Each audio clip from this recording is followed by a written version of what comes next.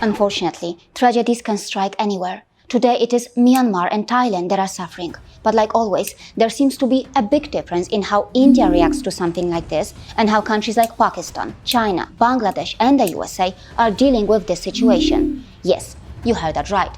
There appears to be a big difference between how these 5 countries are dealing with Myanmar and Thailand during these difficult times. Number 1. India. So when it comes to India, its Prime Minister was quick to react to the situation. In a swift move, the government of India has launched Operation Brahma. As mentioned here, significant amount of relief material was immediately released by India to help Myanmar. Also, a 118-member Indian Army Field Hospital unit. As you can read here, multiple relief flights from India have landed in Myanmar already. It is worth mentioning that India's help in such scenarios is usually seen as unconditional and strictly humanitarian. Number 2. USA. Seeing the natural calamity strike in Myanmar and Thailand, as expected, the mission of radical or fundamentalist Christian groups in the USA has been activated. Read this. As Myanmar is struggling with this tragedy, they are urging to pray for the local church to boldly proclaim the hope of the gospel while helping with urgent needs.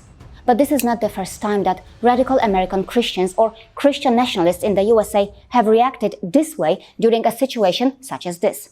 In 2023, when earthquakes rocked Turkey and Syria, the USA-based International Mission Board posted something that was seen as insensitive or strange. See the choice of words here.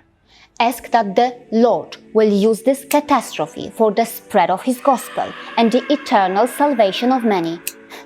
I mean, they expect the Lord to use the catastrophe for the spread of His gospel? Besides the Christian interest to use the catastrophe for their mission, it is worth mentioning that Trump has reportedly said this. Number 3. China. China is often seen as a nation that uses such tragedies to expand its selfish or greed-driven geopolitical agenda or business interests. It has also reacted quite quickly to the situation and has reportedly shown its financial muscle with what has been mentioned as $13.8 million in aid. Number 4. Pakistan. As far as Pakistan is concerned, as of now, I have not come across any posts regarding Pakistani aid or assistance to Myanmar. What I have come across is this. It seems that the Ministry of Foreign Affairs of Pakistan is praying for those who are affected. Even Grok could not come up with any information about Pakistani aid when it was asked this question. Instead, what Pakistan has done is this. They are keen to provide assistance to Pakistanis instead.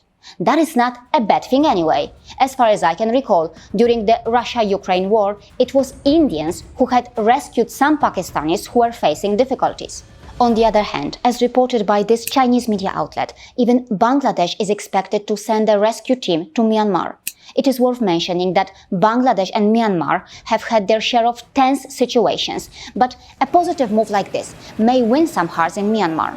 As far as Myanmar is concerned, it seems quite strange that Myanmar's military junta has continued to bomb parts of the war-torn country following the major earthquake there, which has killed more than 1,600 people. As reported by the BBC, the UN has described the attacks as completely outrageous and unacceptable. Once again, India has demonstrated to the world that its help is unconditional, quick, effective, and is perfectly aligned with the Hindu spirit of Vasudhaiva Kutumbakam. Moves like these are what contribute to India's rise as a natural leader of the global south and a beacon of hope in times when help or aid often come with ulterior motives. See you again.